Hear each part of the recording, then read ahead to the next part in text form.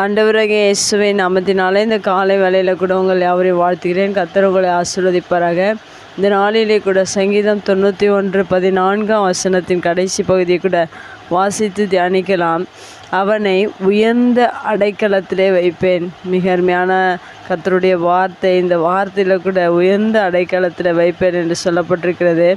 யாரை தேவன் உயர்ந்த அடைக்கலத்தில் வைப்பார் என்று நாம் இந்த வசனங்களில் நம்ம தியானிக்கலாம். முதலாவதாக உயர்ந்த அடைக்கலத்தில் வைப்பதற்கு தேவன் மீது நாம் வாஞ்சையாக இருக்க வேண்டும். இரண்டாவதாக அவருடைய நாமத்தை அறிந்திருக்க வேண்டும். மூன்றாவதாக அவரை நோக்கி கூப்பிட வேண்டும். இப்படியெல்லாம் நாம் தேவனை நோக்கி ஒவ்வொரு நாளும் கூப்பிட்டு அவரிடத்தில் வாஞ்சி உள்ளவர்களாய் அவருடைய நாமத்தை அறிந்தவர்களாய் இந்த பூமியில் வாழும்போது மெய்யாகவே தேவன் உங்களை உயர்ந்த அடைக்கலத்தில் வைக்கிறவராக இருக்கிறார்.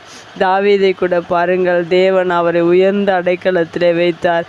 ஏனென்றால் தாவீது தேவனிடத்தில் வாஞ்சை உள்ள ஒரு மனிதனாக இருக்கிறார். ஏனென்றால் சங்கீதத்தில் மானானது நீரோடையே வாஞ்சிப்பது போல என் ஆத்துமா உம்மை வாஞ்சித்து கதறுகிறது என்று தாவீது சொல்வதை நாம் பார்க்கிறோம்.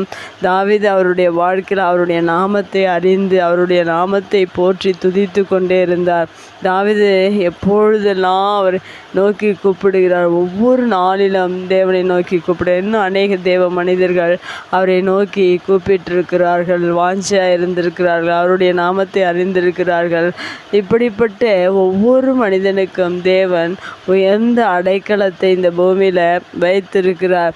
உங்களுடைய வாழ்க்கையில் இந்த உயர்வை, இந்த உயர்ந்த அடைக்கலத்தை நீங்கள் பெற்றுக்கொள்ள வேண்டும் என்றால் நீங்களும் ஒவ்வொரு நாளிலும் தேவனை நோக்கி கூப்பிட்டு பாருங்கள். அதிகாலை வேளையில் தேவனை நோக்கி ஆராதித்து அவரோடு கூட அவருடைய பிரசன்னத்தை உணர்கிற ஒரு அனுபவத்தை கிறிஸ்துவ வாழ்க்கையில் நீங்கள் பெற்றுக்கொள்வீர்கள் என்றால் தேவன் உங்களையும் உயர்ந்த அடைக்கலத்தில் வைக்க வல்லவராக இருக்கிறார். தாவீதுடைய வாழ்க்கையில் அவர் சிறு வயது முதற்கொண்டு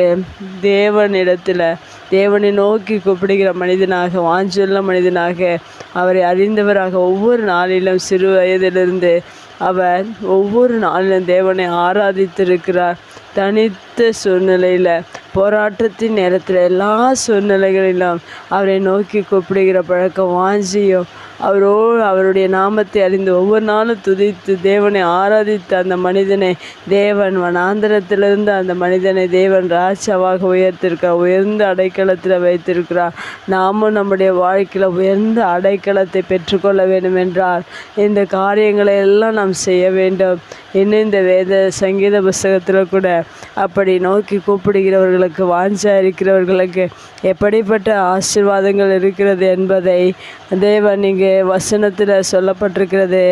ஆபத்தில் அவனோடு கூட இருந்து அவனை தப்புவித்து அவனை கனப்படுத்துவேன் என்று சொல்லப்பட்டிருக்கு. எப்படிப்பட்ட ஆசீர்வாதங்களையும் தேவன் நம்முடைய வாழ்க்கையில் உயர்ந்த அடைக்கலத்தை கொடுப்பது மாத்திரமல்ல, இப்படிப்பட்ட ஆபத்துக்கள், சூழ்நிலைகள் எதுவாக இருந்தாலும் தேவன் உங்களை தப்புவித்து கனப்படுத்தி உங்களை உயர்த்துகிற தேவனாக இருக்கிறார். தேவன் எந்தளவாய் நம்மை நேசிக்கிறார் என்பதை நாம் அறிந்து கொள்வதற்கு இந்த வார்த்தைகள் நம்முடைய வாழ்க்கையில் ஒவ்வொரு நாளும் தேவன் நமக்கு கொடுத்து ஆசீர்வதிக்கிறவராக இருக்கிறார். அந்த உயர்ந்த அடைக்கலத்தை பெற்றுக்கொள்வதற்கு நீங்கள் அவரை நோக்கி ஒவ்வொரு நாளும் கூப்பிட்டு தேவனிடத்தில் பதிலை பெற்றுக்கொள்ளுங்கள்.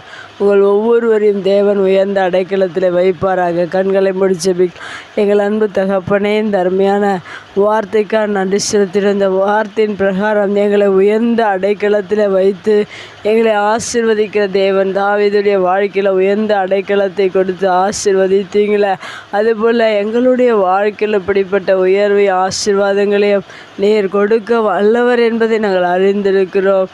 நாங்கள் உம்மிடத்தில் வாஞ்சையாய் உம்முடைய ஒவ்வொரு நாளிலும் நாங்கள் ஆண்டவரே உம்முடைய வார்த்தையை, நாங்கள் உம்முடைய நாமத்தை அறிந்தவர்களாய் நாங்கள் ஒவ்வொரு நாளும் நாங்கள் உம்மை விசுவாசித்து ஒவ்வொரு நாளும் உம்மை பின்தொடர நீர் எங்களுக்கு உதவி செய்யுங்க. எங்களை உயர்ந்த அடைக்கலத்தில் நீர் வைப்பதற்காக எமக்கு ஸ்தோத்திரம். தொடர்ந்து நீர் நடத்தும்படியாக உடைய கரத்தில் ஒப்பு கொடுக்குறோம். அந்த வார்த்தை கேட்கிற ஒவ்வொருடைய வாழ்க்கையில் உயர்ந்த அடைக்கலத்தை நீர் கொடுத்து நீர் ஆசீர்வதிப்பீராக. இயேசுவின் நாமத்தில் ஜெபம் கேளு நல்ல பிதாவே, ஆமேன்.